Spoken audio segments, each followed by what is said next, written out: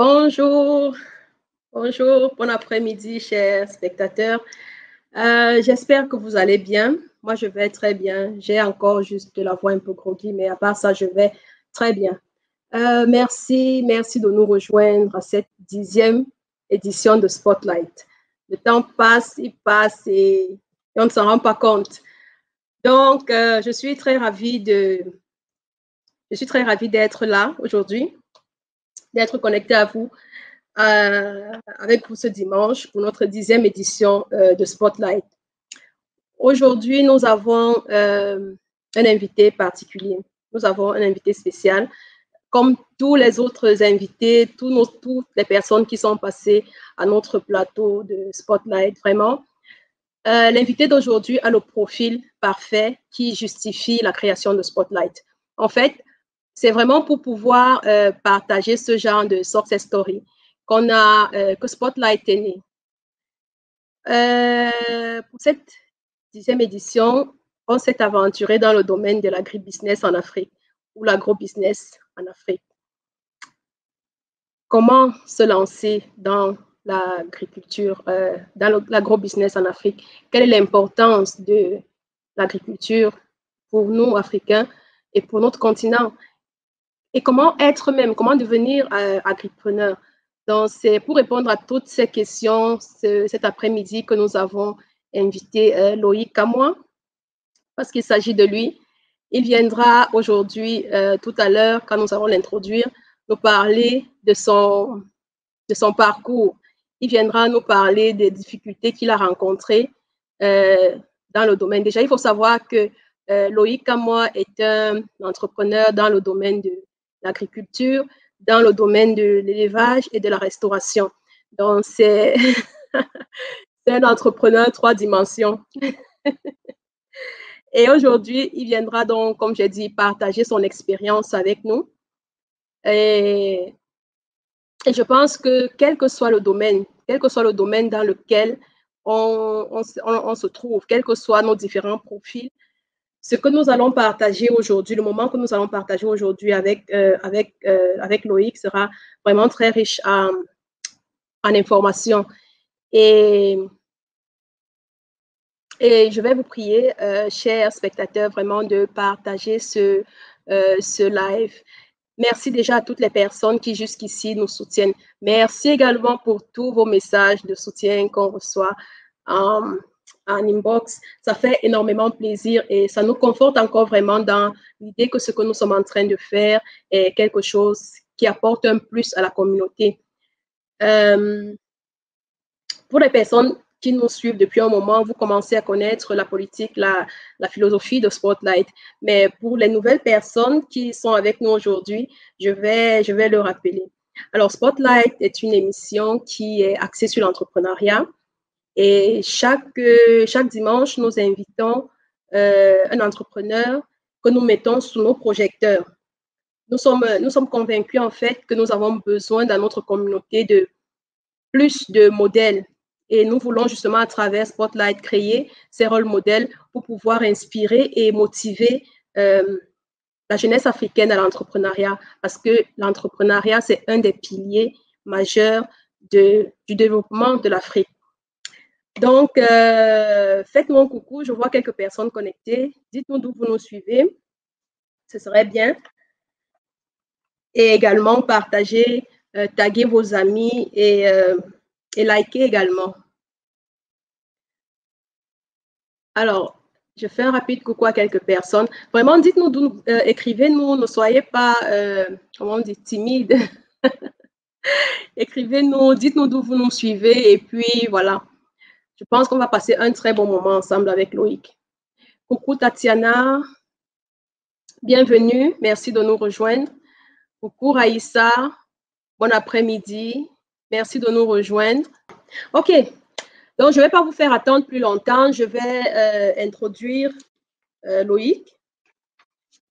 Comme moi, pour qu'on puisse commencer l'émission, parce que là, vraiment, aujourd'hui, on a commencé très en retard et vraiment désolé. C'était pour des raisons indépendantes de notre volonté. Donc, je m'en vais introduire comme ça, Loïc. Bonsoir, salut Loïc, comment tu vas? Salut Francine, je vais très bien. Et Oh, toi? super, moi je vais également très bien, je vais vraiment très bien. D'accord. Merci infiniment Loïc d'avoir accepté notre invitation. Je suis Mhm. très honorée de t'avoir aujourd'hui sur le plateau de Spotlight. D'accord, c'est tout un plaisir. À chaque fois que je peux donner le petit peu de ce que je connais aux Africains, moi, je suis toujours partant. Tu es très modeste. En tout cas, nous sommes très ravis de t'avoir avec nous. D'accord. Donc, j'avais commencé à le dire déjà à nos spectateurs, tu es un entrepreneur dans Mhm. trois domaines. Je vais te laisser te présenter vraiment. Tu te présentes et tu nous dis qui est Loïc à moi. Bon, simplement, je vais dire que Loïc, comme moi, est un agripreneur. Donc, j'ai trois activités principales, dont la première, c'est l'agriculture et l'élevage, que je considère comme une activité. Bon, entre autres, je suis aussi promoteur d'un centre de formation professionnelle en agriculture, Agri-Business Academy. Oui. Donc, et auteur d'un livre, Les 10 clés pour réussir dans l'agro-business en Afrique. Donc, j'étais tout D'accord. récemment propriétaire d'un restaurant qui a fermé pendant le Covid. Donc, Ah, voilà, en gros, ce qui occupe mon quotidien. ok. Mais quand tu dis tu étais propriétaire, ça fermait juste par rapport au Covid. Vous allez réouvrir plus tard ou alors, comment on dit là, c'est définitivement fermé. Définitivement, parce que jusqu'ici, bon, l'activité n'était pas déjà assez satisfaisante. Donc, quand le Covid est venu, on appelle souvent ça le dernier coup de poing qui tue le chef bandit dans les films. Oui. Ah, c'est vraiment, c'est dommage, mais je pense que tel que je commence à, parce que je te suis beaucoup sur les réseaux sociaux, tel que je te connais, je sais que tu n'es pas quelqu'un à te laisser abattre par un, par un événement pareil. Je sais même, en fait, je pense que tu vas pouvoir tirer de cette expérience de très belles leçons et pour pouvoir lancer autre chose encore. Bien sûr, ce n'est que ça que je peux faire parce que pendant que le restaurant s'est fermé, bon, ce que je n'ai pas dit, c'est que j'ai aussi mis sur pied une plateforme où les gens peuvent se former en agriculture en ligne. Donc, Ok. je suis allé un peu plus sur le digital. Donc, parce que je me suis dit, bon, si le restaurant a fermé à cause du Covid, il faut que je trouve une activité qui, malgré le Covid, du moins qui est Covid ou pas, ça va fonctionner. Donc, je suis allé un peu dans le digital. Et ma chaîne YouTube aussi, j'ai mis un peu plus d'accent là-dessus.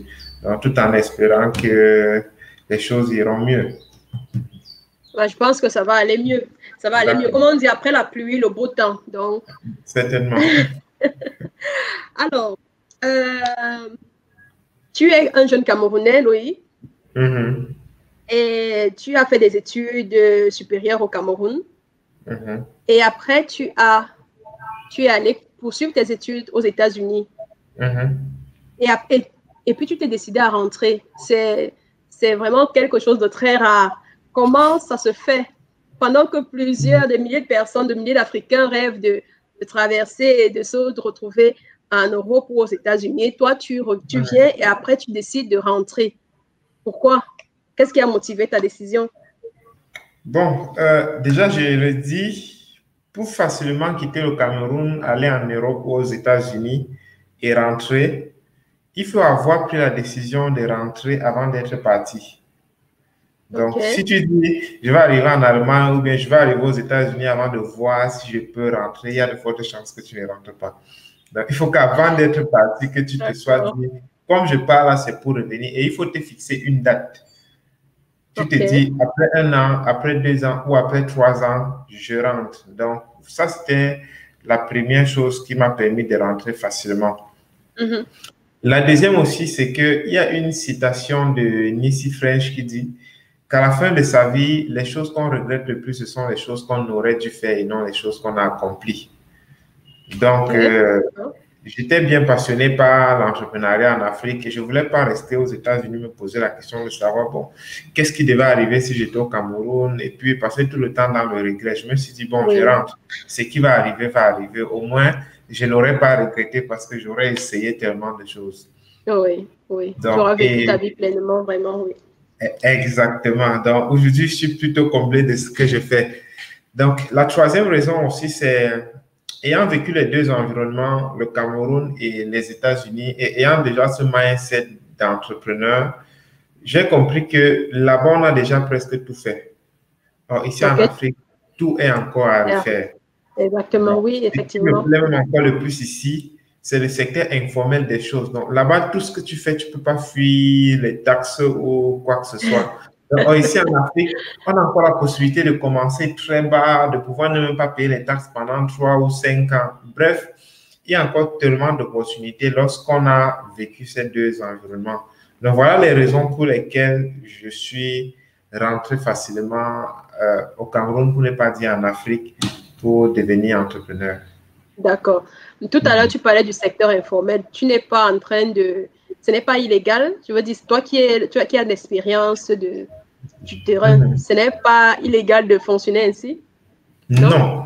Et je le dis même toujours, la dernière chose que quelqu'un doit faire quand il commence son entreprise au Cameroun et en Afrique, c'est d'aller légaliser son entreprise. On légalise par rapport à quoi? Puis encore, si vous êtes dans l'agriculture, vous pouvez faire un chiffre d'affaires même de 500 millions, vous ne légalisez pas.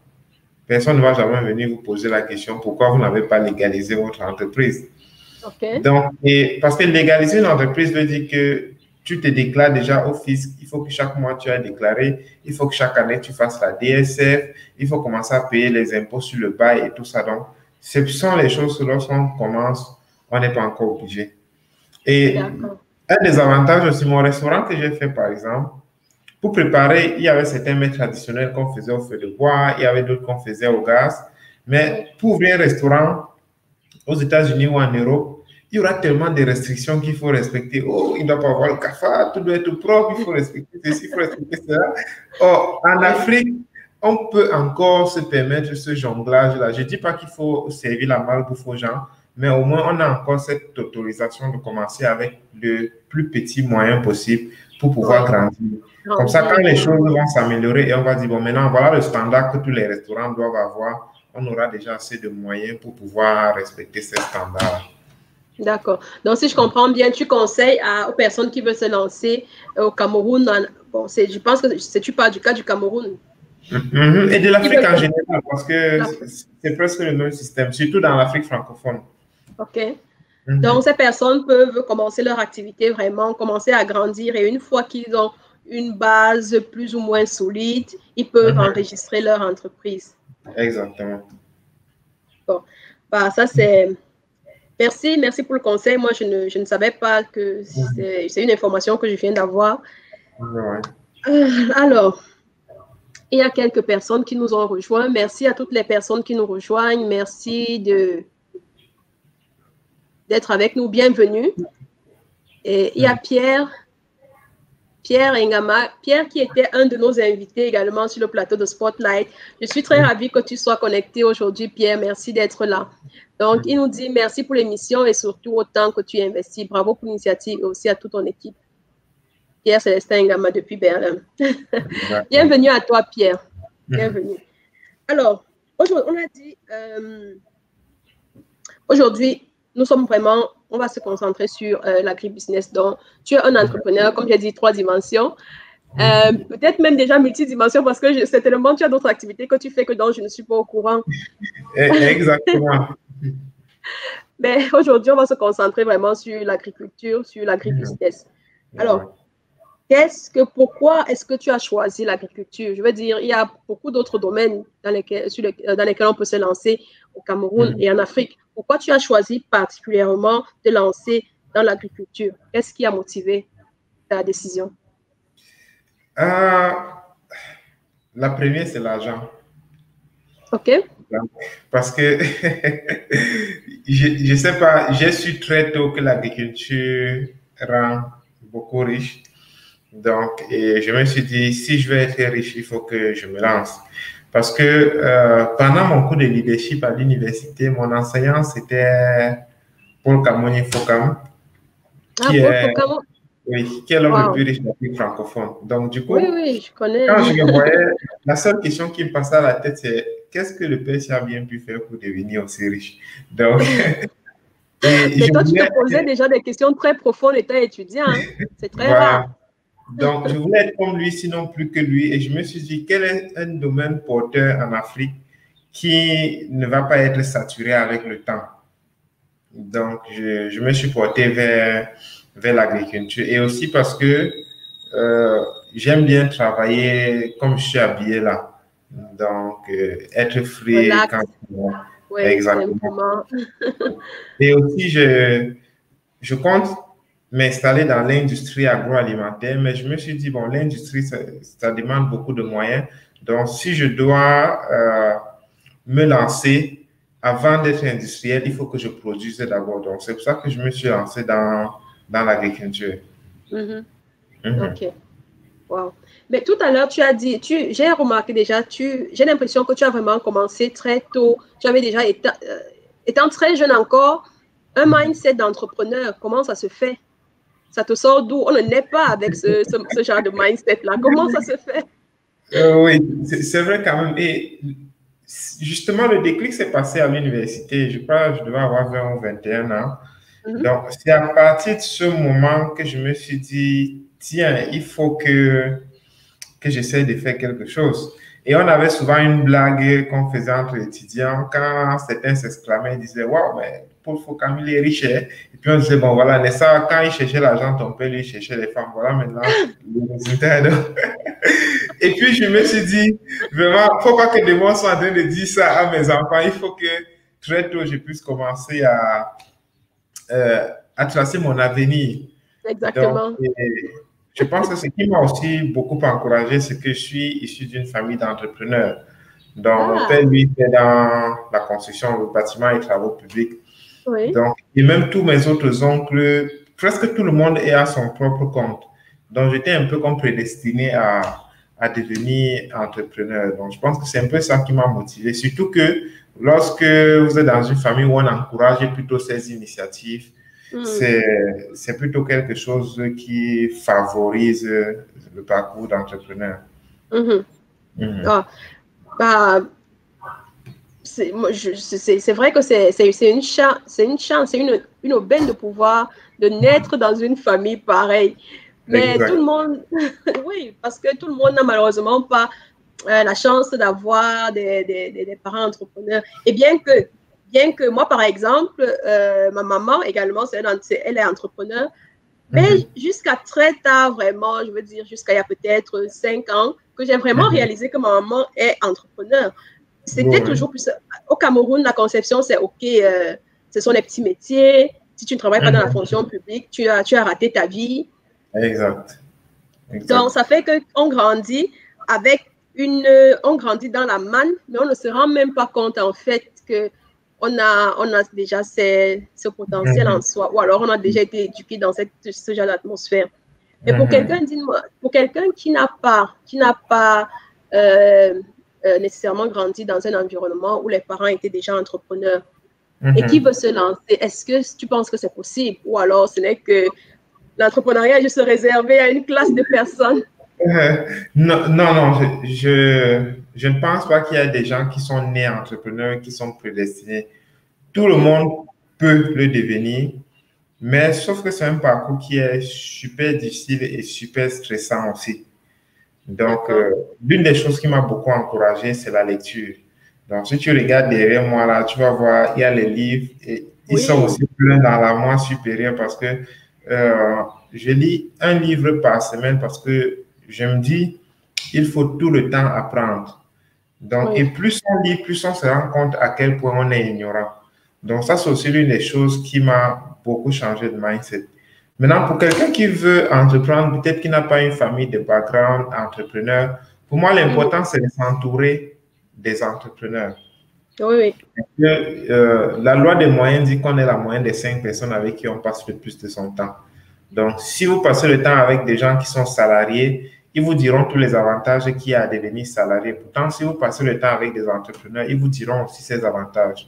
Donc, et dès Exactement. que j'ai voulu devenir entrepreneur, il n'y a pas une conférence en entrepreneuriat au Cameroun, disons à Yaoundé et à Douala, où je n'ai pas participé.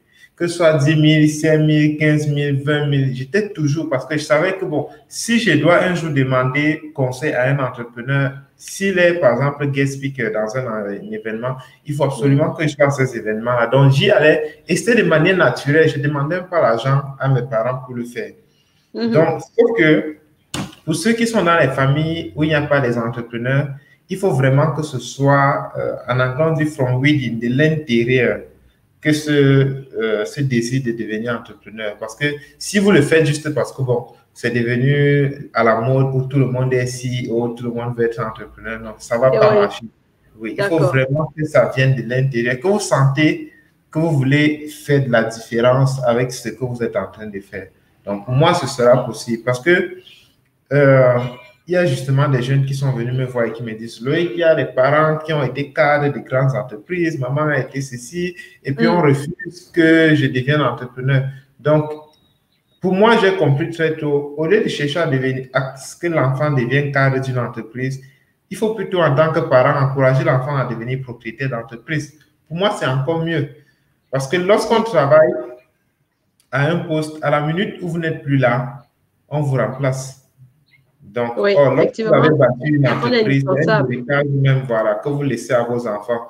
Donc, moi, j'ai compris ça. Et il faut que les jeunes qui veulent devenir entrepreneurs, qui puissent plutôt regarder un peu dans ce sens-là. Il faut que je bâtisse un héritage.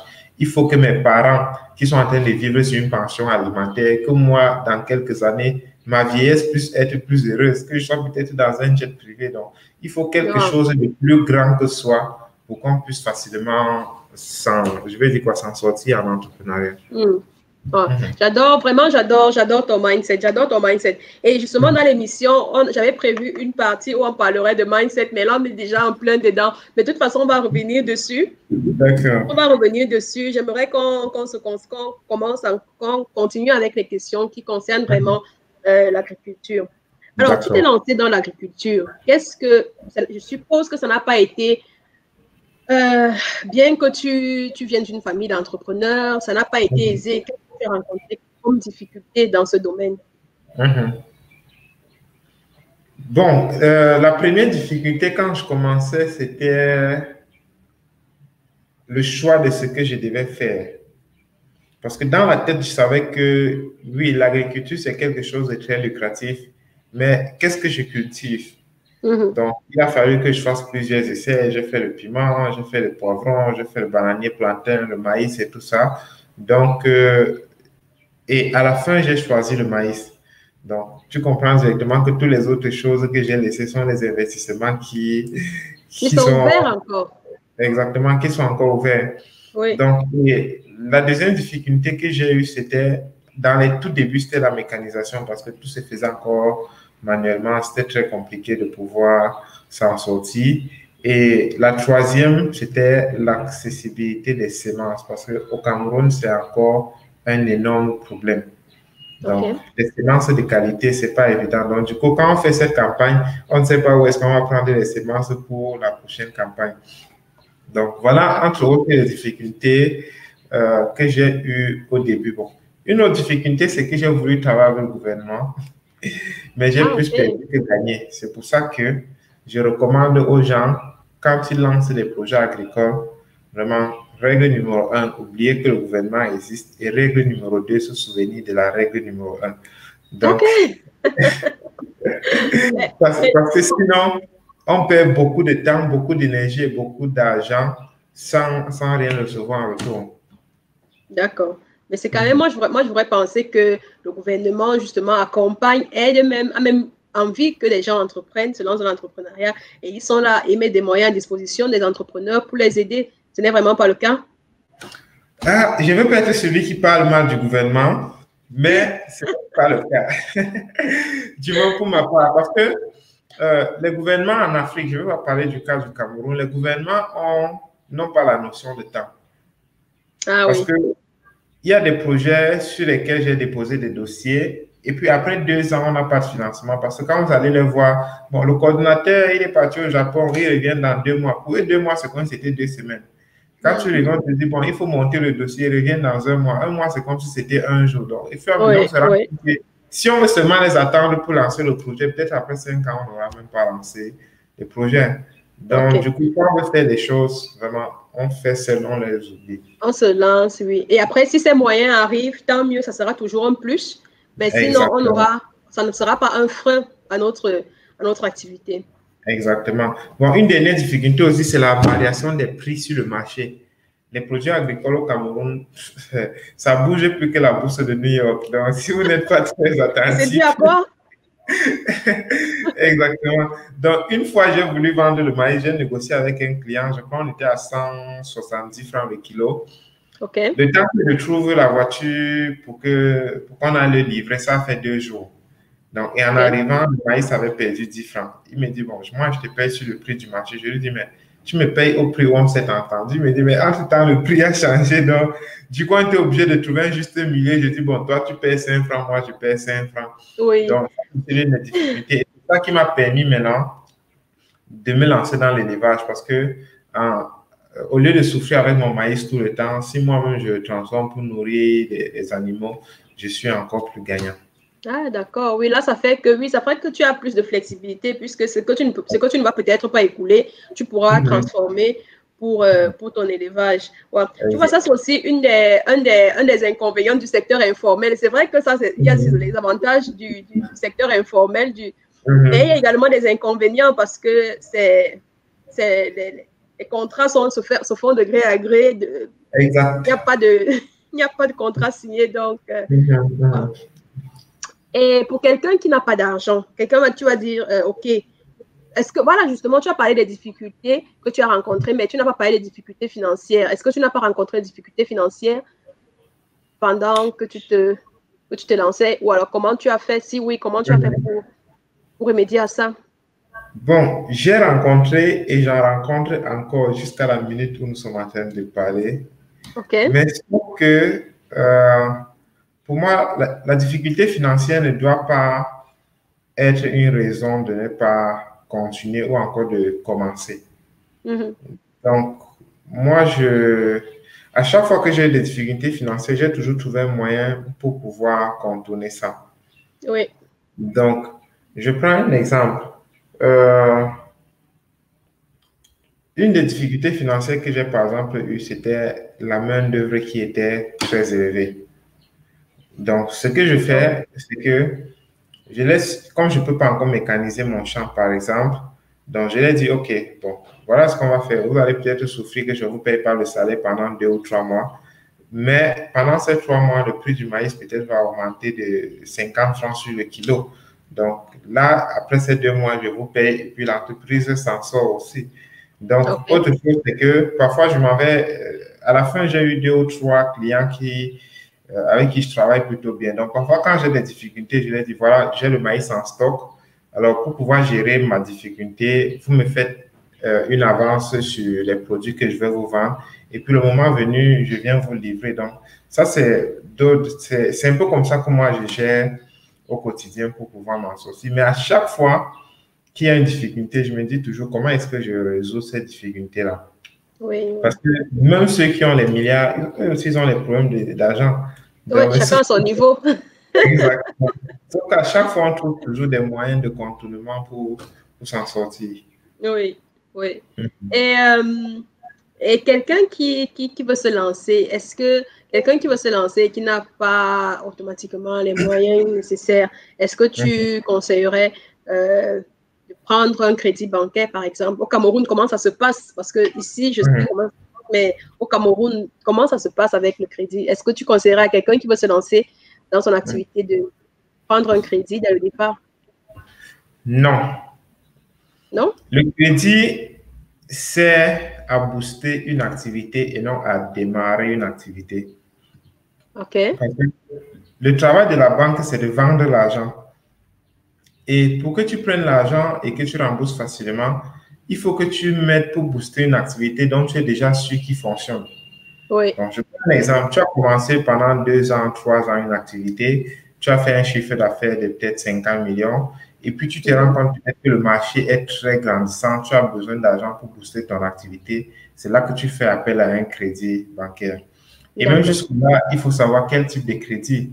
Est-ce que le crédit, c'est pour gérer ton fonds de roulement ou est-ce que c'est pour investir? Parce que le crédit bancaire au Cameroun, c'est à court terme. Donc, si vous prenez un crédit pour mettre dans un investissement qui va s'amortir sur 10 ans, vous n'allez pas pouvoir rembourser. Donc, c'est pour ça que la plupart des gens qui bénéficient des crédits en Afrique, ce sont les commerçants. Parce qu'il a sa marchandise qui est coincée au port, il a besoin d'argent pour retirer. Il retire, il va en 6 mois, il rembourse son crédit. Oui. Exactement. Il y a beaucoup d'autres moyens de se faire financer que de passer par la banque. Surtout que les intérêts en Afrique sont encore super élevés. On est dans les 18 à 20%. Oui. Wow. Donc, et pour avoir pris un crédit bancaire, je t'assure, ce n'est pas une partie de plaisir. Ah, j'imagine, wow. Après 3 ans, j'ai dû restructurer mon crédit parce que je n'arrivais pas à rembourser. Donc, encore qu'il faut les garanties qu'il faut déposer et tout ça. Donc, vraiment, si vous n'êtes pas très sûr que vous allez rembourser ce crédit, ne vous aventurez pas. Parce que sinon, après, les gens vont aller dire que le travail de la banque, c'est de voler les titres fonciers des gens. Mais la banque gagne plus sur vos intérêts que de vous poursuivre en justice pour gagner vos titres fonciers. Donc, vraiment, n'allez à la banque que si vous êtes sûr de rembourser cet argent et avec une activité qui marche déjà. Donc, si vous êtes encore en train de démarrer, cherchez d'autres moyens de financement et pas la banque. D'accord. D'accord. Bah, merci pour ce conseil. Moi, j'aurais pensé que la banque allait être un moyen pour nous soutenir. Je vais lancer mon activité, je vais à la banque, je prends mon crédit. Mais c'est très pertinent, en fait, ce que tu dis. De pouvoir avoir déjà des... Puisque pour rembourser cet argent, il va falloir que l'argent vienne de quelque part. Voilà. Alors, merci vraiment, Loïc, pour toutes ces informations. Je propose de faire une courte pause. On revient dans quelques secondes. D'accord. Alors.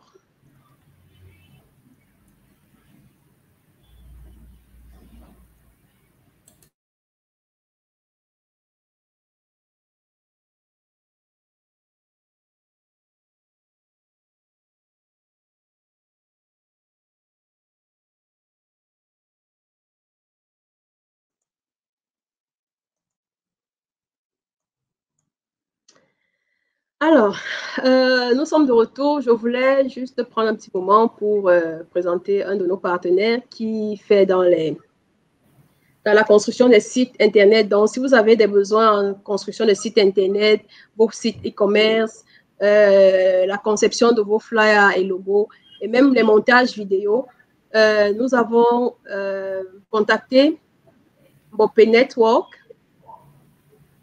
Voilà les contacts.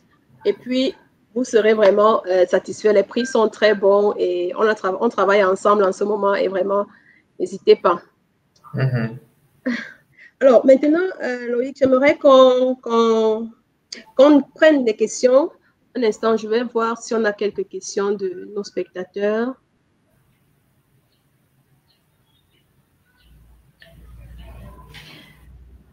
Les gens sont très timides aujourd'hui. Envoyez-nous vos questions, vraiment, les personnes, que ce soit dans le domaine de l'entrepreneuriat, simplement, ou dans le domaine de l'agriculture. Vous avez quelqu'un qui va pouvoir apporter des réponses à ces questions, vraiment. Donc, je vais te poser quelques questions qui nous ont été envoyées en inbox. Alors, on a une question de Georges qui nous dit, doit-on se lancer dans l'agriculture par passion uniquement? Parce qu'on sait que quand on est passionné, justement, c'est aussi un de nos thèmes sur Spotlight.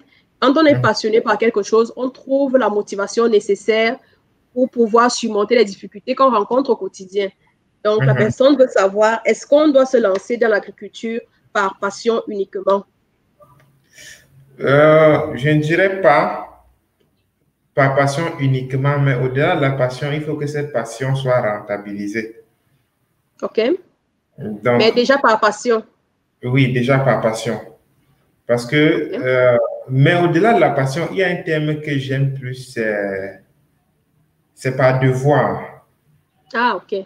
Parce que quand on regarde dans les temps anciens, quand les gens partaient à la guerre défendre leur pays, ce n'était pas par passion, c'était par devoir. Donc, pour se lancer dans l'agriculture, on se dit, c'est notre devoir aujourd'hui, qu'on soit passionné ou pas, de nourrir l'Afrique qui, d'ici 2050, sera 2,2 milliards d'habitants. OK. Donc, et même si on n'est pas passionné, quand on voit les chiffres des importations, on devrait ressentir cette obligation-là. Parce qu'en 2020, dans la plupart des pays en Afrique, sinon au Cameroun, on importe encore le cure-dent. Pourtant, on ne peut pas faire 1 kilomètre sans voir un arbre. C'est une absurdité. On importe Oui, c'est vraiment absurde, vraiment. au Cameroun. Donc, lorsqu'on voit des trucs comme ça, on se dit, qu'est-ce qu'on fait donc? Parce que chaque génération sera jugée en fonction de ses problèmes et des moyens qu'elle a eu pour résoudre ces problèmes-là. Donc, on se plaint, on se dit, nos parents, eux, ils ont gaffé. Mais qu'est-ce que nos enfants diront donc de nous demain? Donc, pour moi, au-delà de la passion, il y a ce devoir-là de dire, OK, il faut absolument qu'on puisse nourrir notre continent demain. Sinon, on sera toujours en train d'avoir les mêmes problèmes qu'on a eu il y a cela 20 ans. Donc, au-delà de, je ne veux pas qu'il utilise le terme passion, mais qu'il utilise le terme devoir. Devoir, OK. Le devoir puisse aussi être rentabilisé parce que l'agriculture est une activité très rentable lorsqu'on le fait bien. Oui. Tu es bien placé pour nous le dire. Donc, en fait, qu'est-ce que tu dirais? Moi, en fait, sa question m'a inspiré une autre qui est de savoir, quelqu'un qui a étudié au Cameroun, qui a ses diplômes, mais ne trouve malheureusement pas de boulot. Est-ce que tu conseillerais à cette personne de se lancer dans l'agriculture, par exemple? Bien sûr. Et je profite pour parler de Agri-Business Academy, le centre de formation professionnelle que j'ai créé en agriculture. Oui, donc, au-delà de former les gens dans les métiers de l'agriculture, nous sommes aussi un cabinet dont nous faisons dans le montage et le suivi des projets agricoles. D'accord. On a des projets qu'on est en train de monter et qui sont en train d'être mis sur pied, mais on manque les gens qui vont suivre ce projet-là. OK. La raison, c'est que tous ceux que je suis en train de former maintenant sont déjà tous pris avant qu'ils n'aient même fini de fréquenter. Pourquoi? Parce qu'on a tellement de projets agricoles, mais on manque de techniciens qualifiés pour pouvoir suivre ces différents projets-là. Donc, et je dis souvent aux gens, il y a des filières qu'on a. Ma femme, par exemple, a fait médecine, 7 ans de médecine, on paye l'école, quoi, 1 500 000.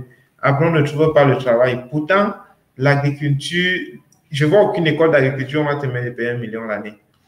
Pourtant, tu es sûr qu'après, tu vas trouver le travail. Et même si on ne t'emploie pas, toi, tu peux t'auto-employer. Oui, exactement. Exact. Sauf qu'on a fait croire aux gens que l'agriculture, c'est un métier de pauvre. C'est pour ça qu'on parle, on parle plus des paysans. Donc, on voit quelqu'un qui a raté sa vie avant d'aller faire l'agriculture, mais ce n'est pas le cas. J'ai fait une vidéo récemment. Le titre, c'était les 10 agriculteurs les plus riches au monde. Il y en a qui sont plus riches que l'homme le plus riche d'Afrique francophone que j'ai cité très précédemment parce qu'ils font de l'agriculture. Donc, on a eu des modèles de société parce que en Afrique, pour nous, celui qui a réussi sa vie, c'est celui qui est cadre d'une multinationale, c'est celui qui est dans le gouvernement.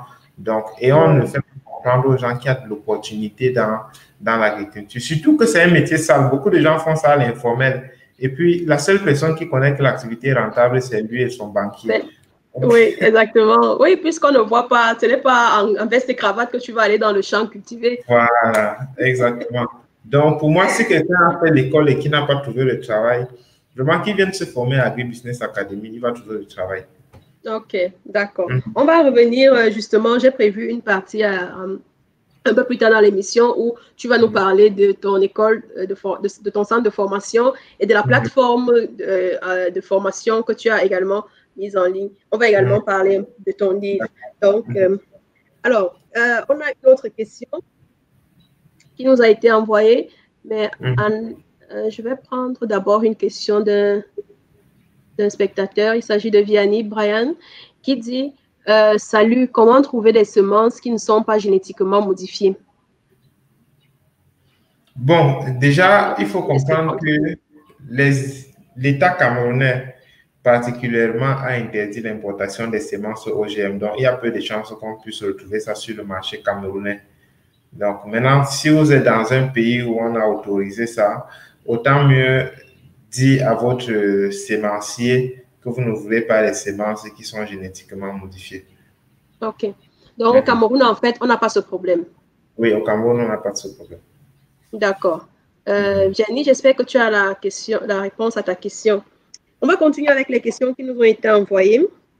Et on a une autre question qui était de, pour se lancer dans l'agriculture, est-ce qu'il faut faire un business plan? Bon, c'est vrai que... Est-ce qu'il faut faire un business plan? Je n'ai pas en fait compris. Est-ce qu'il faut un business plan quand on se lance en agriculture? J'ai l'impression...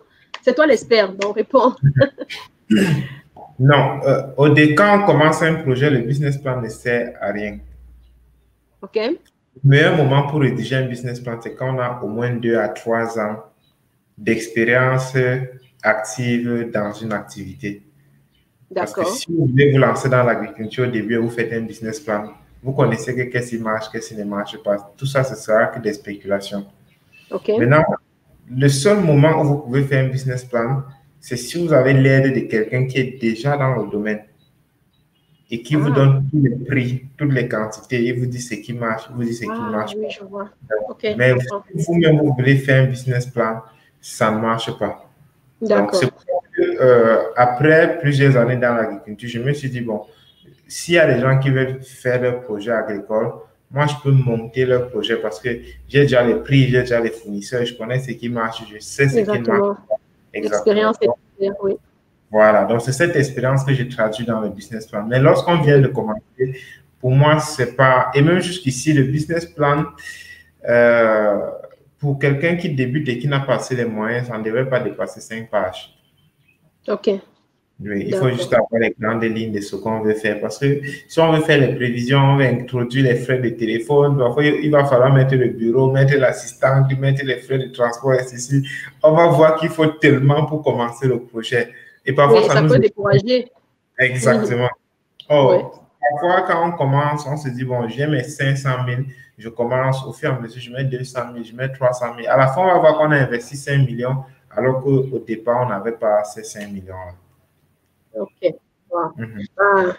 Ça aussi, c'est quelque chose que c'est une information quelque chose que j'ai appris aujourd'hui. Merci Loïc. On va prendre une autre question qui nous a été envoyée. La question, c'est est-ce que quelqu'un de la diaspora peut se lancer dans l'agriculture au Cameroun ou en Afrique en général et s'en sortir? Quel conseil as-tu? Il peut se lancer dans l'agriculture si lui-même vient sur place, mais s'il est au niveau de la diaspora, il ne va pas s'en sortir. OK. Beaucoup de gens m'ont dit, mais Loïc, tu nous décourages. J'ai dit non, je Oui, moi, je suis toute presse également. Donc, on doit oublier l'agriculture, quoi. C'est ce que tu veux dire? Je ne vous décourage pas, mais je vous mets en garde. OK. Je préfère vous dire les réalités et les vérités du terrain pour qu'après, si vous dites, bon, malgré ce que Loïc a dit, moi, je vais essayer, vous allez voir les réalités et vous direz, bon, il avait raison. Au lieu de vous dire que tout est possible, après, vous arrivez, vous dites, Loïc vous a menti. Donc, suivre un projet agricole à distance, il est très compliqué. Parce que l'agriculture, beaucoup de banques ne financent pas l'agriculture parce qu'ils disent que l'agriculture, pour eux, est très instable. Il y a beaucoup de paramètres qu'on ne contrôle pas. Alors, si vous n'êtes pas là, les gens avec qui vous êtes risquent de vous raconter du n'importe quoi.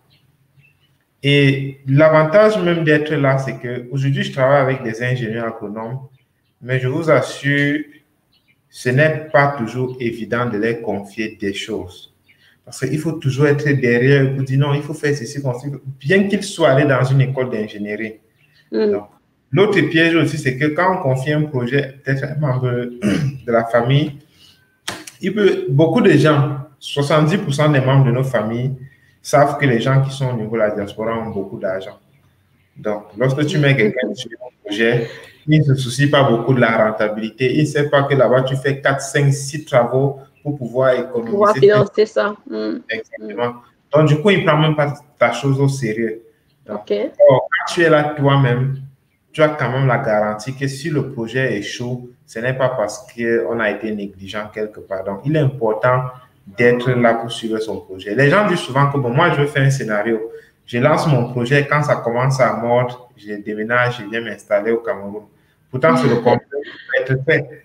Un enfant a plus besoin de ses parents quand il est bébé. Quand il est tout petit, oui, c'est vrai. C'est très pertinent. Quand je commence déjà à mordre, moi, d'ici peut-être 5 ans, je pourrais aller faire 6 mois dans un pays si je veux, parce que j'aurais déjà bien structuré mon projet, mais je ne pourrais pas le faire maintenant parce que le projet a encore besoin que je sois là, que je structure les choses et que je permette au projet d'être autonome pour pouvoir, je vais dire quoi, pour pouvoir fonctionner, que je sois là ou pas. Oui, C'est oui. vraiment très compliqué De de manière gérer. automatique presque. Exact. OK. Mais est-ce que c'est vrai que je ne veux pas lâcher prise, je ne veux pas comprendre que je ne peux pas investir en agriculture parce que je suis ici. Est-ce qu'il n'y a pas d'autres moyens? Je veux dire, si, est-ce qu'il n'y a pas d'autres moyens? Je lance mon projet, je suis ici. Combien de fois est-ce que je dois, par exemple, venir au Cameroun pour contrôler? Tu ne vas pas me dire que je dois être là tout le temps, tous les mois. Le minimum, vraiment Non, le pour moi, il minimum. faut être là tout le temps. Et pour moi, le seul moyen de contournement que j'ai vu à ça, c'est que beaucoup de gens de la diaspora me contactent et près de 62% des gens qui me contactent, ils ont les mêmes projets. Ça OK. va généralement dans les mêmes domaines. Donc, ils ont deux options. Soit ils voient des Africains du continent qui sont déjà dans ce secteur d'activité et qui sont des gars sérieux, ils investissent l'argent dans cette activité.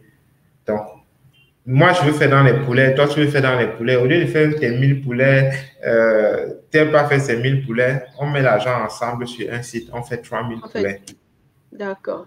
Bon, ça, c'est une solution. Maintenant, eux, ils pourront descendre tous les temps, juste jeter un coup d'œil, tout en sachant qu'il y a quelqu'un qui est déjà investi dans Dans l'activité, qui l'activité. suit ça Ah, au quotidien. oui, oui, oui. Ah, La c'est un deuxième très bon option, conseil. exact. Le deuxième cas, c'est que les gens de la diaspora peuvent mutualiser leurs efforts, par exemple. Ils Mm. peuvent se... Parce que pour faire un projet et ne pas être là, il faut vraiment structurer le projet dès le début et il faut beaucoup de moyens. Ça veut dire qu'il faut mettre un gérant, il faut ouvrir un compte bancaire, il faut que la personne puisse toucher l'argent. Donc, la personne doit gérer ça comme une entreprise où il fait un rapport à des actionnaires. Donc, Oui. il faut vraiment une équipe assez dynamique pour pouvoir mettre ça sur pied et OK. investir. Mm. Donc, mettre un gérant qui sera payé par mois sur ce projet-là pour que le projet puisse encore grandir. Donc, Mhm. pour moi, voilà les seuls moyens de contournement que j'ai trouvés jusqu'à présent. D'accord. L'avantage qu'ils ont, c'est que il peut y avoir des gens peut-être en Allemagne qui sont bons peut-être en énergie solaire. Ils se disent, bon, dans le projet, si on a besoin de l'expertise dans l'énergie renouvelable, je suis là. Un autre peut-être qui est comptable, il se dit, bon, l'avantage que j'ai d'être dans le projet, c'est que je vais faire une expertise comptable de ce projet-là. Bref, comme une sorte de mutualisation des efforts de la Effort, diaspora. oui. Exactement. Oui, c'est vrai que c'est une idée. Bon, maintenant, trouver des gens pour se mettre ensemble. C'est faisable. Bah, merci. Moi, je pense. Oui, c'est pas aisé vraiment parce qu'il y a ce problème de confiance. On se méfie les uns des autres. C'est quand même. Oui, mais c'est pas impossible. C'est vrai. Pas impossible. Mais est-ce que tu n'as pas dans ton centre, par exemple, ou dans ton cabinet, tu fais du consulting aussi, si j'ai bien compris. Oh, Exactement. oui. Est-ce que tu n'as pas une solution, genre tu suis les projets de ceux qui sont ici, par exemple, ceux qui veulent se lancer dans l'agriculture et toi, ils te confient ce projet et toi, tu le suis et eux, ils viennent. Si quelqu'un n'a pas quelqu'un avec qui se mettre ensemble ou la personne n'a pas trouvé des partenaires au Cameroun, est-ce que ton centre de formation offre ce genre de service? Oui, nous faisons dans le suivi, mais sauf qu'à chaque fois, la première question que je demande, c'est qui est en charge du projet au quotidien. Ah, Parce que au départ, quand je ne posais pas ces questions, j'ai fini par me rendre compte que les gens me prenaient pour les gérants de leur projet. Donc, ah quelqu'un va oui. acheter, il envoie l'argent. Quelqu'un va acheter la semence, il t'envoie l'argent. Finalement, tu es Oui, mais tu oui. vas rien libérer. Et après, si les choses ne marchent pas, il dira, Loïc, c'est à cause de Loïc que mon projet ne marche pas. Exactement, bien sûr, oui, oui, oui. Voilà. Donc maintenant, la première chose qu'on demande, c'est est-ce qu'il y a un responsable du projet au quotidien qui s'assure de l'achat des intrants, qui s'assure de la vente, qui s'assure de la paie des ouvriers. Maintenant, nous, on fait un accompagnement technique. On se dit, pour que ton projet réussisse, peut-être voilà le nombre d'engrais que tu dois mettre, voilà le nombre d'insecticides que tu vas mettre, voilà le nombre d'employés, par exemple, qu'il te faut pour 1 hectare ou pour 2 hectares. Donc, on peut passer chaque 2 semaines ou chaque mois pour s'assurer que celui qui est là respecte. On est un peu comme un audit agricole des projets. Donc, à la base, il faut qu'il y ait quelqu'un responsable de ce projet-là. Nous, on est un peu comme la police, il faut quelqu'un au quotidien pour gérer Tu le vas projet. suivre le projet. Ah, d'accord. OK. On va prendre également, merci Loïc pour ta réponse. Ça nous donne bien quand même 3 alternatives. Donc, c'est pas, C'est pas rien. oui, c'est pas rien. On est loin parce que ta réponse au départ, c'était oh, OK. Donc, je ne vais même pas oser, quoi. Alors, on a une autre question. Elle nous vient de Pascal qui vit au Bénin. Et il nous dit, qu'est-ce que tu penses du concept de ferme intégrée? C'est un bon J'avoue que je concept. ne sais pas trop ce que c'est, donc c'est toi l'expert. Bon, si j'ai bien compris, c'est vrai que moi, je ne suis pas expert dans cette ferme, mais je pense que c'est des fermes où rien ne se perd, rien ne se gagne, tout se conserve.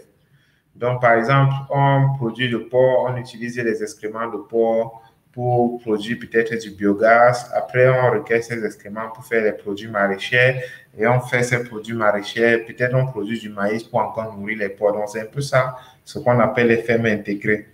D'accord. Donc, et la majorité des fermes intégrées produisent du bio. OK. Donc, c'est un bon projet et c'est un projet de niche.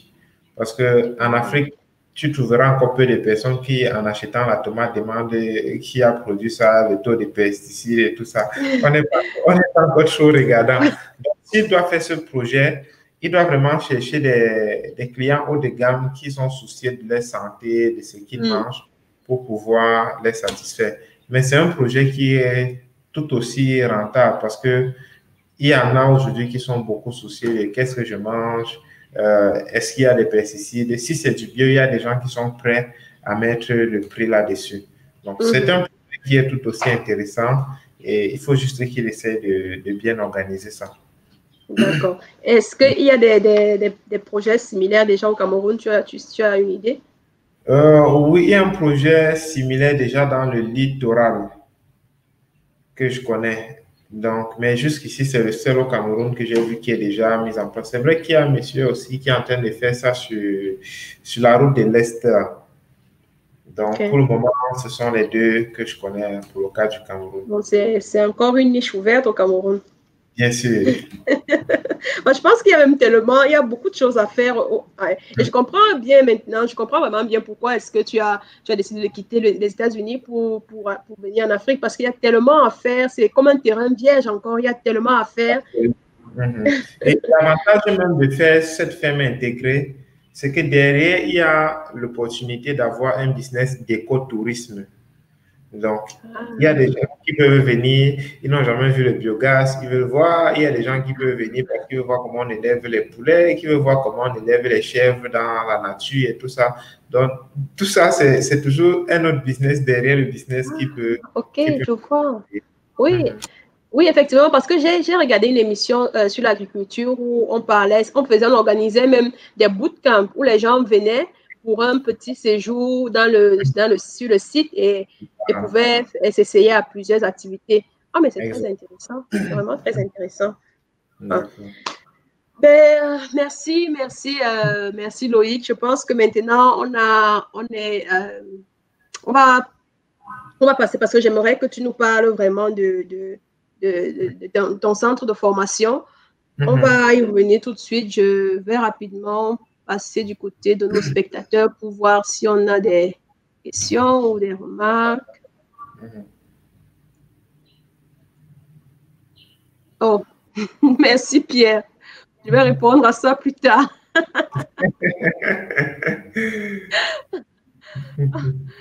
On a Ferdinand Les Cabottes qui nous dit super. Merci Ferdinand. Nous sommes très ravis d'avoir Loïc sur ce plateau aujourd'hui. C'est un thème qui me passionne, qui m'intéresse particulièrement et je suis très ravie. On a Gélie qui nous dit bon après-midi à vous. Bon après-midi à toi également. Gélie Akeme, c'est ma sœur. On a Uviani, on a Kevin Chokodem, Nodem Henri Alexandre. C'est le nom d'un auteur, c'est Kevin. Est-ce que tu peux nous dire ce que c'est? En fait, je ne comprends pas. Tu as juste marqué un nom. si tu peux nous dire ce que c'est, peut-être tu as parlé d'un livre à un moment ou alors d'une citation, je ne sais pas, peut-être c'est par un rapport à ça. Mais Kevin, si tu es encore connecté, tu peux nous dire, s'il te plaît, le nom que tu as affiché, c'est quoi comme nom? On a Alexander qui nous dit interesting topic, bon travail. Thank you, Alex. Thank you and welcome. Alors, on a Augustine Wamba qui nous dit good job, madame. Merci, merci, Augustine. Et Augustine, c'est un grand frère que je connais ici à Berlin. Merci d'être là, merci d'être connecté. Et merci pour tes encouragements également. Alors, on revient à toi, Loïc. D'accord. On va entamer la troisième partie de notre interview, de notre émission. Et il s'agit de nous parler de ton centre de formation, Agribusiness Academy. Qu'est-ce que tu... Parle-nous de ton centre. D'accord. Alors, qu'est-ce que tu offres, qu'est-ce que tu fais comme service et qu'est-ce qui nous attend si on vient dans ton centre? D'accord. Bon, déjà, j'ai créé ce centre pour deux raisons. La première, c'est qu'au départ, j'ai recruté des ingénieurs, mais ils étaient beaucoup théoriciens. OK. Donc, j'avais besoin des gens qui sont pratiques. Pratiques, oui. Donc, des gens qui savent ce qui marche, pas ce qui pourrait marcher. Donc, la deuxième raison, c'est que avec le temps, il y a des gens qui m'appelaient de la diaspora et même du Cameroun pour me dire, qu'est-ce que tu as des techniciens en agriculture et tout ça. Donc, ils ne voulaient pas forcément que je sois un ingénieur parce qu'un ingénieur, c'est 5 ans d'études. Et après, en termes de salaire, ce n'est pas évident qu'un débutant puisse recruter un ingénieur. Donc, je me suis dit, là, il faut que je fasse quelque chose. Donc, à Agribusiness Academy, c'est la formation est à 80% pratique parce que nous avons fait comme un condensé de 5 ans d'études en 1 an. Donc, toutes les matières qu'on donne aux gens en 5 ans dont ils n'ont pas besoin, là, on a mis ça à côté. Donc, ils font uniquement des matières pratiques. Oui, oui. Et la formation, c'est en 9 mois avec 2 mois de stage. Donc, et puis la formation se fait en présentiel parce que, étant déjà dans l'agriculture et l'élevage, je me suis dit, si je dois former les gens de manière pratique, il faut qu'ils soient sur un site où on pratique. Donc, du coup, j'ai construit des chambres déjà équipées où les gens qui se forment sont sur place. Parce que si tu dois te former en production animale, la période où tu vas faire le module sur la porciculture, tu dois être dans la ferme avec le porc. Ce n'est pas qu'on te raconte, on te dessine le porc. Où tu vois ça à la télé, exactement, bien sûr. Voilà, donc c'est un peu ça que j'ai voulu briser. Et là-bas, nous avons 4 filières. Donc, la première filière, c'est la production animale. La deuxième, c'est la production végétale. La troisième, c'est la mécanisation ou encore machinisme agricole. Et la quatrième, c'est la gestion de projet. Donc, parce que je me suis rendu compte après que même lorsqu'on recrute les techniciens ou les ingénieurs, ils connaissent comment produire la plante. Mais la plupart du temps, on attend d'eux qu'ils donnent aussi des rapports d'activité, qu'ils puissent faire des chronogrammes, qu'ils puissent faire des prévisions financières par rapport à cette activité-là, mais on ne les a pas appris ça à l'école. Donc, c'est pour ça que j'ai ouvert la filière gestion de projet qui, elle, se fait en 6 mois pour pouvoir faire comme un recyclage des techniciens ou des ingénieurs en ce qui concerne la gestion des projets agricoles. Donc, et là, nous avons 2 rentrées par an. La première, c'est en janvier et la deuxième, c'est en juillet. Donc, j'appelle ça les rentrées agricoles parce que j'ai fixé les rentrées. Toutes les rentrées sont en début de saison de pluie. Donc, qui aussi véritablement faire les pratiques dans leur filière choisie. Donc, voilà ce que je peux dire pour Agribusiness Academy. OK. Bah, ça veut dire que tu as dit la rentrée en juillet. Ça veut dire que la rentrée a déjà été lancée pour le mois de juillet, ou alors c'est fermé complètement déjà? La rentrée, c'était lundi, mais les inscriptions sont ouvertes jusqu'au 20 août. Donc, après le 20 août, les inscriptions sont fermées. Et j'ai oublié de dire que nous sommes situés à Bafia. Donc, c'est à 2 heures de Yaoundé. Ah, d'accord. Oui, je peux vraiment témoigner de ça. J'ai mon petit frère qui est un de tes élèves. Et quand je t'ai vraiment contacté, je suis tellement surprise de l'évolution. Ça fait juste quelques mois, mais quand tu t'entretiens avec lui, quand je m'entretiens avec mon frère, je suis vraiment baffe devant le niveau de connaissance que ce garçon a pu acquérir en quelques mois, vraiment. Et comme je te l'ai dit déjà aussi, ça montre aussi, si l'enfant est bien formé, ça montre aussi le niveau de professionnalisme et de formation que ton centre de formation offre. Donc, vraiment, si vous avez des contacts, les personnes qui sont ici et vous avez des familles au Cameroun, et parfois, on peut même canaliser aussi les enfants de cette manière. Peut-être qu'un enfant ne sait même pas encore ce qu'il veut faire et après, il découvre une passion comme ça. Donc, vraiment, je vous encourage à vous inscrire à l'école, au centre de formation de Loïc. C'est un centre de formation professionnelle, tu as dit. Ça veut dire que tu travailles, c'est légalisé, tout est reconnu. Oui, bien sûr. Okay. Je travaille avec le MINEFOP, donc Ministère de l'Emploi et de la Formation professionnelle. Et d'ailleurs, c'est eux qui délivrent les diplômes parce que c'est notre ministère de tutelle. Ah, ok. Donc, ce n'est pas une formation, le genre, tu vas faire et puis tu as juste acquis des connaissances et tu n'as pas. Mais à la fin de la formation, tu as vraiment un diplôme reconnu au Cameroun. Bien sûr. Ça, c'est super, c'est très intéressant, vraiment. Et pour nous, je sais que tu as également un autre site. Oui. Là, c'est un site en ligne. C'est Kucha. Oui, c'est ça. C'est Kucha comme ça, oui. Super bien écrit. Je me suis renseignée, je me suis informée. D'accord. Donc, en fait, ce que tu avais dit, l'école de la terre. Donc, avant de lancer, je vais dire d'abord un roman là qui est ma langue maternelle, mais c'est aussi un peu récapitulatif parce qu'avant de lancer, j'ai fait un post sur ma page Facebook. J'ai dit comment est-ce qu'on dit l'école de la terre en votre dialecte. Il y a des gens du Cameroun, du Congo, du Nord, du Sud qui ont donné. Et puis quand j'ai essayé de rassembler toutes leurs paroles, c'est ce que ça m'a donné. Ah, d'accord. Donc, j'ai choisi l'école de la terre parce que sur cette plateforme, il y a des formations vidéo en agriculture, en élevage et en agri-business. D'accord. Sauf que contrairement à Agri-Business Academy, sur Secours, tu as les formations, c'est par culture ou par élevage. Donc, par exemple, un producteur de champignons qui fait les cours sur comment réussir la culture des champignons ou encore la myciculture. Donc, il va de la production, comment conserver, comment faire la multiplication. Vous avez aussi les cours sur la tomate, sur le poivron. Donc, ce sont les cours spécifiques par production parce que c'est chaque producteur qui décide de faire un cours vidéo sur ce qu'il maîtrise. Ah, d'accord, je comprends mieux. Parce qu'en fait, je croyais que ce sont c'est ce que toi, tu offres. C'est toi le formateur, en fait. Donc, en fait, tu réunis sur ce coup, tu as plusieurs agriculteurs, plusieurs formateurs qui viennent proposer leurs cours. Exactement. J'adore l'idée. C'est vraiment très, très bien. Exact. Et tous ceux qui forment sont producteurs. Moi, je me suis rassuré que ce soit le cas. Donc, qui disent ce qu'ils font au quotidien.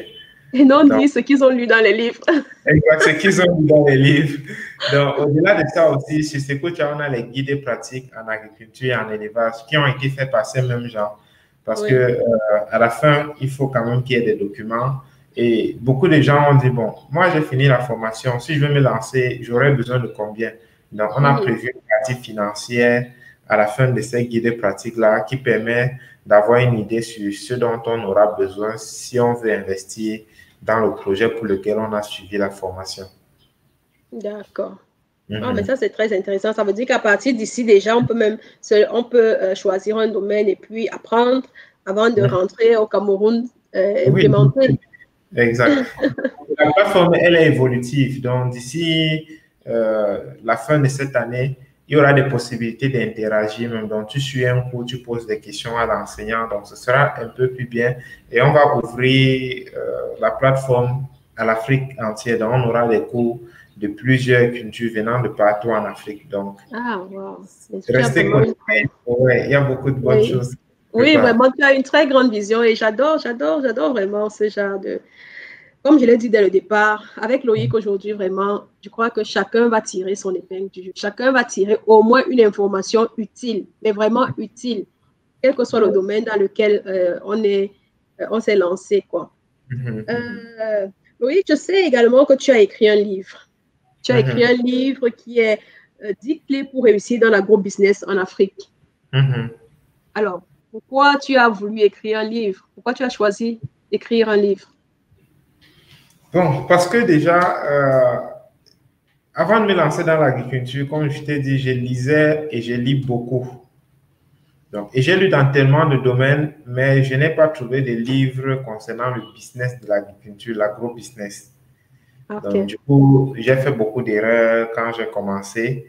Et après un nombre de temps, je me suis dit, certainement, il y a des gens qui veulent se lancer en agriculture et qui n'ont pas de repères, ils ne savent pas par où commencer. Donc, puisque moi, je n'ai pas eu ces informations, il serait profitable pour eux que je rédige ou que j'écrive un livre pour pouvoir les éviter de faire les erreurs que j'ai commises quand j'ai commencé. Donc, c'est pour ça que j'ai commencé à écrire ce livre parce que je me suis dit, bon, ça va certainement servir de leçon et inspirer même aussi ceux qui ne croient pas à l'agriculture de pouvoir être au courant du potentiel de l'agriculture en Afrique. Donc, c'est un peu tout ça que j'ai mis dans mon livre pour que les gens vraiment puissent avoir une base sur laquelle ils peuvent se tenir pour lancer leur projet agricole. D'accord. Oui, c'est vrai que c'est malheureusement ce qu'on a aussi comme problème en Afrique. On n'a pas beaucoup de personnes qui laissent leurs connaissances par écrit. Parce que ces livres-là, ça va servir notre génération, ça va servir la génération à venir et après encore. Donc, voilà. On peut, c'est très bien. Moi, je trouve vraiment l'idée très bien d'avoir ton centre de formation. Tu formes les jeunes, les Africains sur ton site, mais également, tu laisses un héritage aux générations à venir. Vraiment, bravo. Et j'ai commandé, comme je t'ai dit, j'ai commandé ton livre, mais j'espérais qu'il arriverait avant le dimanche, mais malheureusement, c'est demain qu'il doit arriver. Donc, j'ai hâte vraiment de le lire et je suis sûre que je vais y avoir également de très belles informations. D'accord. Alors, là, on est en train de tirer vers la fin. Je crois qu'on va arrêter parce que j'ai encore quelques questions. Les personnes qui nous ont envoyé des questions, je n'ai pas lu toutes les questions. On a encore une question, par exemple, qui nous venait. Tant que je la retrouve. On a par exemple une question qui était pourquoi? Ah non, ça c'est ça. Non, je vais prendre autre.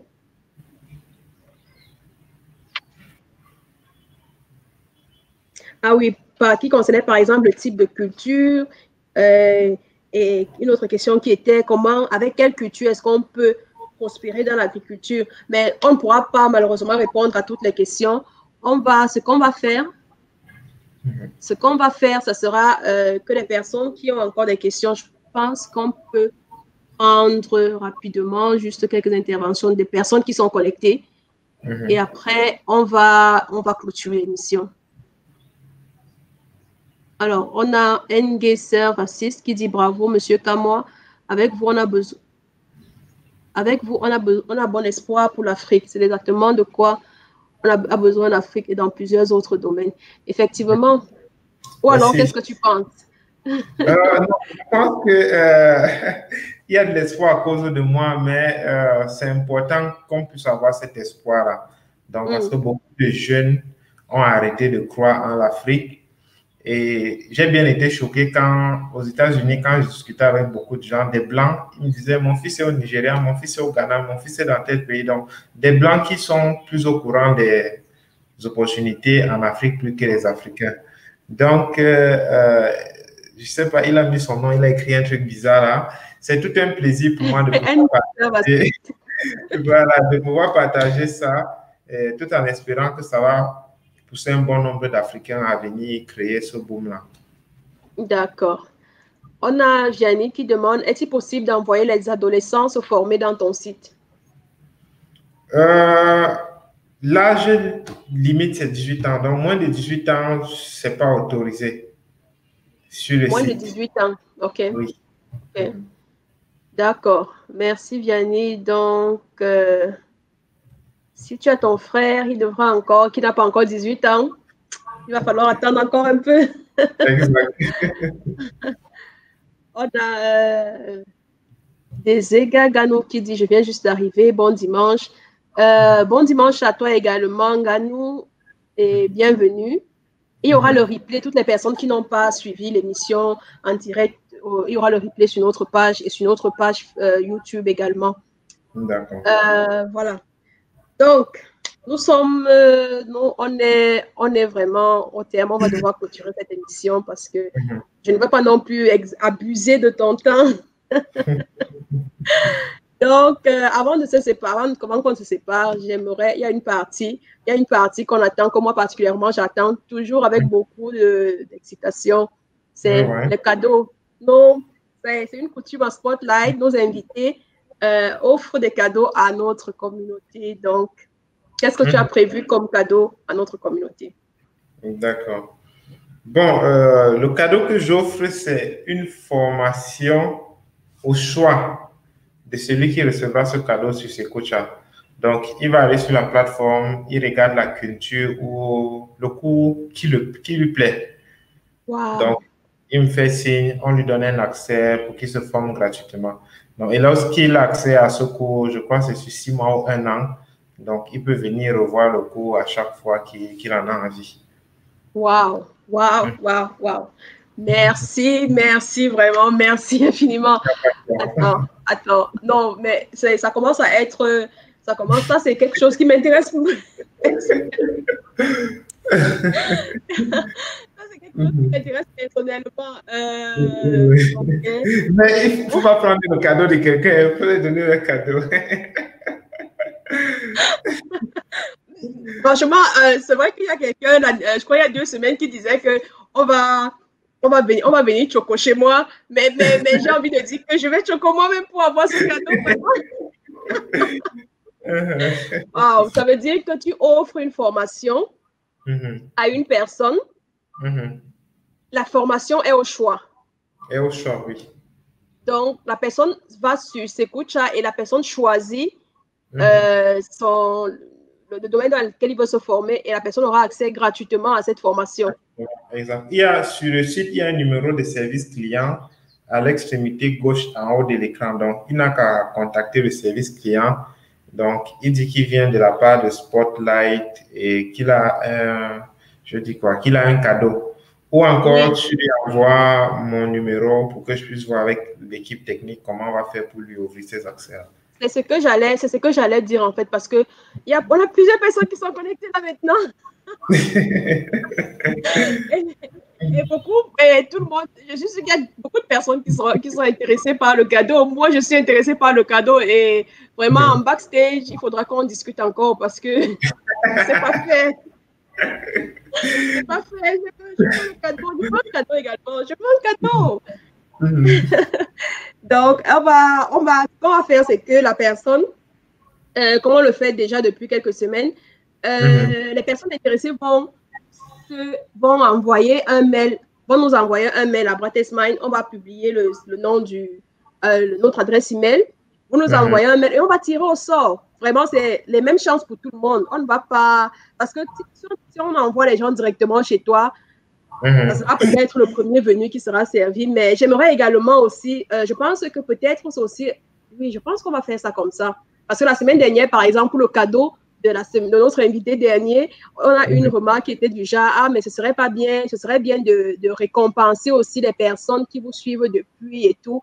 Donc, je pense que c'est fair, oui, c'est fair de dire, OK, les personnes qui nous suivent depuis un moment, oui, et je connais des personnes qui sont toujours là et tout, donc je pense que vous n'avez pas trouvé une faire de choix, de privilégier ce genre de personnes, par exemple. Non, c'est important.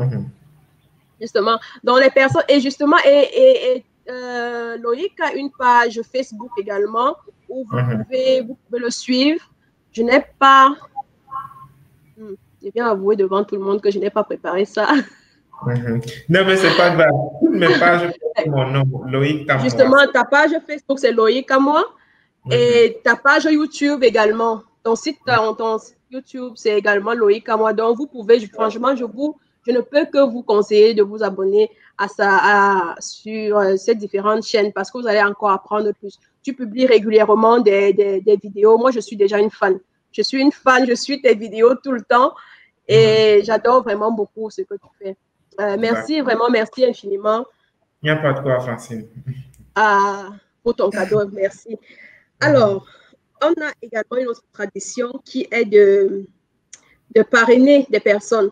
Ça peut être des personnes, des entrepreneurs, ça peut être des personnes qui t'ont inspiré, toi, et qui sont accessibles, parce qu'il ne faut pas que tu ailles me citer les noms des États-Unis, et puis moi, je ne peux pas.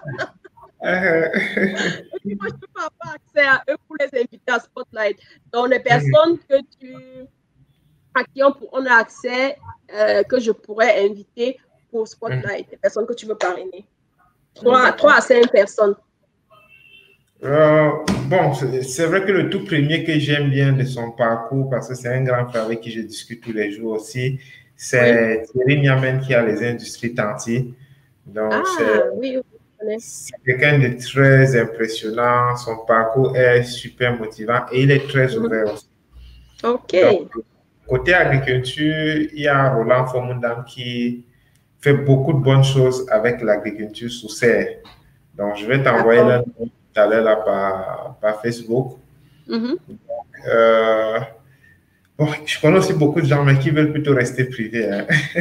D'accord. C'est déjà 2, c'est bon. On va aller vers ces personnes et ce serait toujours bien de les avoir sur Spotlight, quoi. D'accord. On a... Oh. Bon, en passant, j'allais oublier Claudel Noubissi. Si tu peux avoir ce gars, il est aussi formidable. Oh oui, Startup Academy, oui, c'est quelqu'un que je suis également. Oui. Voilà, il fait beaucoup de merveilles. Il fait aussi beaucoup de bonnes choses et il n'est pas compliqué. Donc, il est très ouvert, toujours prêt à partager ce qu'il peut. Il dit souvent, on est tous ignorants, mais on n'ignore pas la même chose. Donc. La même chose, oui.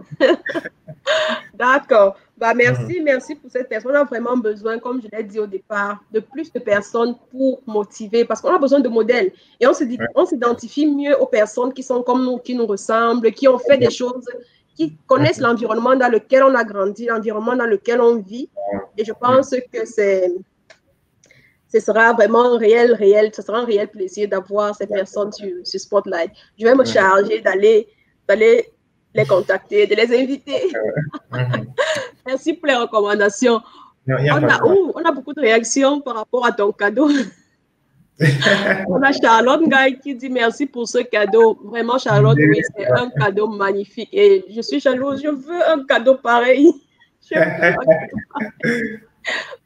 On doit se revoir en backstage tout à l'heure. Il n'y a pas de souci. Charlotte également, ça a été une de nos invitées, notre toute première invitée sur Spotlight. Merci d'être connectée, Charlotte, vraiment merci. On a Brian Dom qui dit bon dimanche, combien coûte la formation? Combien coûte la formation? Les formations coûtent entre, je crois, 10 et 50 $ maximum. Hein. Non, 25 et 50 $. Ce sont les guides pratiques qui coûtent la partie. Les formations en ligne, c'est ça? Oui, les formations en ligne. Okay, mais pour les formations en présentiel, c'est 450 000 avec l'hébergement inclus. Wow! Mais malgré ça, je trouve que c'est donné. 450 000 francs, je ne sais pas 450 000 $. Non, 450 000 francs, j'ai compris. 450 000 €. Ok, Brian, donc j'espère que tu as... Et puis, de toute façon, comme on a dit, Loïc, vous pouvez également contacter Loïc directement pour avoir encore plus d'informations par rapport aux formations ou au centre de formation qu'il dirige. Exact. On a Angélique qui dit « Waouh, il est vraiment généreux. » Ah oui, ça c'est vrai. C'est très généreux, merci. Oh, Charlotte qui dit « Francine mérite aussi un cadeau. » Tu vois, il faut faire quelque chose. Je pense que c'est vous qui devez lui donner un cadeau parce que son émission, c'est pour vous. Elle fait déjà beaucoup de bonnes choses. Bon, attendez pour lui donner un cadeau. Oh, je voulais commencer à danser. Et comme je danse parce que je sais que certainement le cadeau arrive. Ça fait déjà 2 émissions où on me souhaite d'avoir des cadeaux. Donc je sais que c'est en train d'arriver et je me prépare à accueillir ce cadeau. D'accord. On a encore des gars qui disent bonne initiative, merci. On a déjà eu ça. On a Nadric Aguet qui dit bonjour à tous. Est-ce possible d'avoir le lien exact du site? Hein? Parvenu comme écrit, là, il n'est pas accessible. Oui, oui, oui, on va... OK. Je peux le poster rapidement en commentaire. Hein? Bon, là, maintenant, j'ai un petit... Mon ordinateur dérange. Je vais publier... De toute façon, c'est www.secucha.com. C'est ça, non? Oui. C'est ça. Secucha.com. Voilà. C'est la dernière minute que mon ordinateur va me lâcher. Donc, merci, merci. On ne va pas te retenir plus longtemps. Voilà le nom du site, le lien du site. Et puis, pour la page, pour les autres liens, on va publier ça demain déjà sur notre page Brates Mind. Donc, merci à tous. Merci infiniment, Loïc, d'avoir accepté notre invitation. Merci pour ce cadeau. Je ne sais pas si tu as encore quelques petites minutes que tu m'attends en backstage. Le temps pour moi de clôturer mon émission, de dire au revoir à mes spectateurs et puis je te rejoins pour une ou deux petites choses. D'accord, il n'y a pas de souci. Je vais attendre encore un peu. D'accord. Mais avant de te laisser partir, un mot de la fin. Qu'est-ce que tu veux dire à toutes les personnes qui veulent se lancer, que ce soit dans l'agriculture ou alors dans d'autres domaines? Des conseils, toi qui es déjà vraiment en plein dedans. Bon, pour moi, je dirais, il faut se lancer maintenant. Parce que, comme j'ai dit, à la fin de sa vie, les choses qu'on regrette le plus, ce sont les choses qu'on aurait dû faire et non qu'on n'a pas faites. Donc, il ne faudrait pas que 20 ans après, vous vous dites, et si, c'est vraiment très dur de vivre ce chagrin-là. Donc, et autre chose, c'est que l'Afrique avance et le meilleur moment pour se lancer, c'est maintenant. Parce que si vous venez dans 5 ans, dans 10 ou dans 15 ans, je ne suis pas sûr que les opportunités qu'il y a aujourd'hui, elles existeront encore. Donc, s'il y a quelque chose à faire, il faut saisir ces opportunités-là maintenant. Donc, c'est tout ce que je peux donner comme conseil. D'accord. Bah, c'est sur ces belles paroles d'espoir également qu'on va te libérer. Merci infiniment d'avoir accepté notre invitation. Ça a été un réel plaisir. On a passé un très bon moment. Et on va rester en contact de toute façon. Je ne vais pas te lâcher. Non, il n'y a pas de souci. Je suis tout à fait disponible. D'accord, super. Merci à toi et puis porte-toi bien et un coucou à la famille. Et on se retrouve tout à l'heure dans backstage. D'accord, Francine. Au revoir, Loïc. Merci, bye bye. Et bye bye à tous les spectateurs. Bye. Wow. J'adore en fait ce genre d'émission. Je me sens toujours très bien à la fin quand on a passé un bon moment comme ça. Et avec Loïc, c'était vraiment très intéressant. Donc, les personnes qui aimeraient bénéficier du cadeau de Loïc, c'est pour une personne. Aujourd'hui, c'est pour une personne. Donc, ça sera vraiment très serré. Ça sera très serré. Donc, les personnes qui sont intéressées par le cadeau que Loïc vient de nous offrir, on va publier notre adresse email et vous pourrez envoyer un mail à notre adresse et puis on va sélectionner et on va tirer au sort. Ce sera vraiment... vous ne devez pas contacter Loïc directement en fait. Donc voilà. Bon, j'espère que vous avez également apprécié l'émission comme moi. On l'a compris.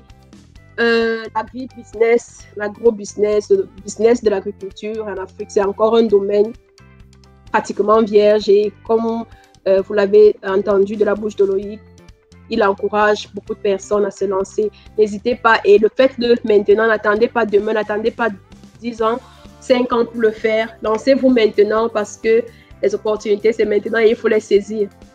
Donc, je vous dis merci à toutes les personnes qui étaient connectées. Merci d'avoir été là. Et on se donne rendez-vous la semaine prochaine. La semaine prochaine, on va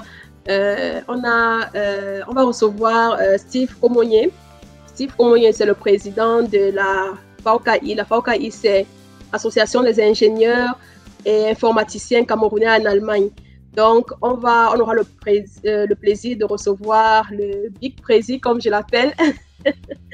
Et il va nous parler justement des activités de de cette association. C'est une association qui est qui a une très forte renommée en Allemagne et au Cameroun également, et même pas seulement au Cameroun, en Afrique aussi. Donc, c'est un réseau, vraiment un réseau exceptionnel. Et il viendra nous parler de ce que la VKI fait en Allemagne et en Afrique. Donc, je vous donne rendez-vous la semaine prochaine, dimanche à 14h, heure de Berlin, 12h GMT. Et je vous souhaite de passer une excellente soirée, passer bonne fin d'après-midi et passer d'excellents moments avec vos familles. Bye, j'arrête de blablater.